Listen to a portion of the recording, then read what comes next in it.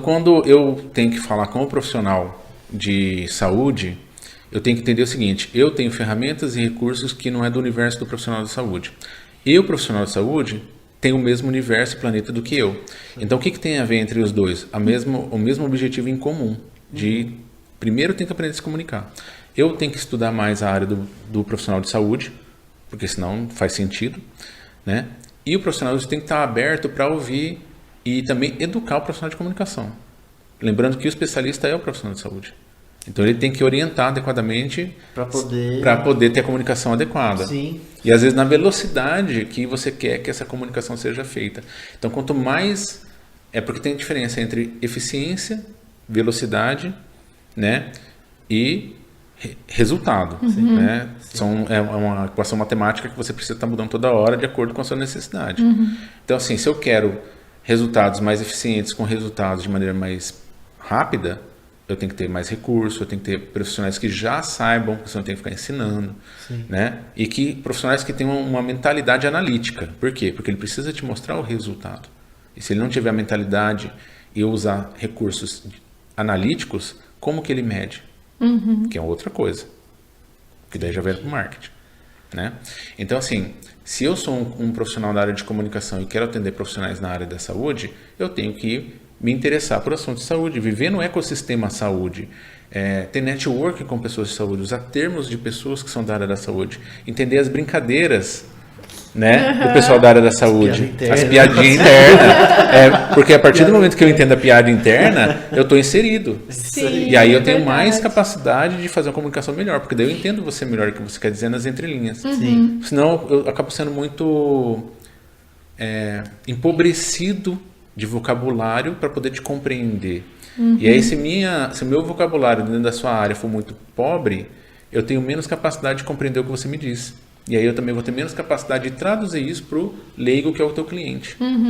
Transformar na linguagem dele. Então o publicitário, o comunicólogo, né, linguagem técnica dessa área, ele é um tradutor de idiomas também, de certa forma. E ele tem que fazer um papel, às vezes assim, ele não é um tradutor... Ele tem que entender que ele é um tradutor em tempo real. Ele tem que fazer esse tempo real. Eu fico imaginando assim, ó. Quando a gente começa, por exemplo, a escrever, e eu falo porque lá atrás a gente começou a escrever, acho que até hoje eu tenho muito desse hábito, né? Do escrever, às vezes, de um jeito que, de repente, vem uma outra sugestão. Por que eu não falo desse jeito, né? Simplifica a linguagem. De repente, vou dar um exemplo. Minha mãe assistiu uma palestra que eu dei na faculdade. Ela foi online. Ela falou assim, o que é anamnese? Que para nós é um termo rotineiro. Sim. Né? A gente está o tempo todo falando de anamnese, que é a nossa avaliação, o nosso processo inicial de contato com o paciente. E aí eu falei, nossa, olha só, anamnese, que para mim é uma palavra simples, para alguém que não é da área. Porque é o seu mundo, não da outra pessoa. E aí que chega o ponto, né? Falei, nossa, como é que a gente vai traduzir? E aí que entra... Às vezes eu estou escrevendo o último texto que eu fui escrever pro blog de esclerose lateral. Gente, como eu demorei para escrever.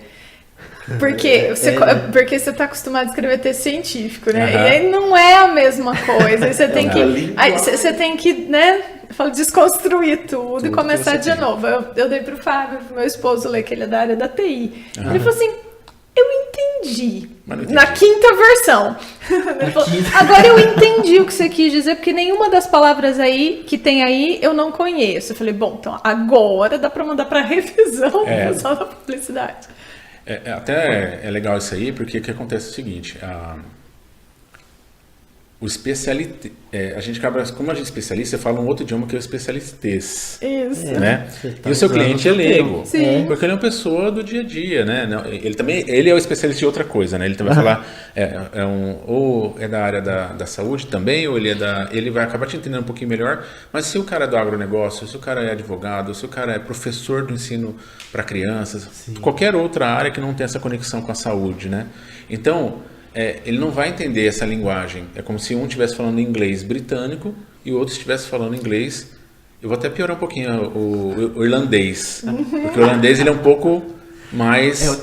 E um é do Texas, né? Outras gírias e tal. E aí entra um australiano no meio. Da conversa. Então vem aquela bagunça de sotaque, né? Então, o que acontece é isso. Agora, o que a gente... Tem até outros fatores que a gente tem que levar em consideração. Isso, por exemplo, que nem ele é de TI, que nem você citou, né? Então, o negócio dele, ele ainda é um cara muito mais focado assim... Funciona ou não funciona? Metódico e sistemático. É um binário. TI é binário, né? ligado e desligado. Totalmente. Entendeu? E se não fizer lógica e a lógica dele, não, explica de novo. Então, assim, além de tudo isso, você tem que falar para o seu público que não é da área, você ainda tem que entender, eu vou chamar de persona, tá? Qual personagem você quer trazer para você? Porque todos eles são seu cliente. Qual que é o grande dom e o grande martírio da área da saúde? Vocês têm um dom e vocês têm um problema. A saúde é para todo mundo, mas não é todo mundo que entende. E aí, o cara de TI, que é totalmente lógico, matemático, não vai entender o que você está falando. E é aquela outra pessoa que é de artes, que ela vai falar do problema emocional até ela chegar, que é outra linguagem, que é outra jornada de aprendizado, até ela chegar no ponto que fala assim, tá doendo minhas costas.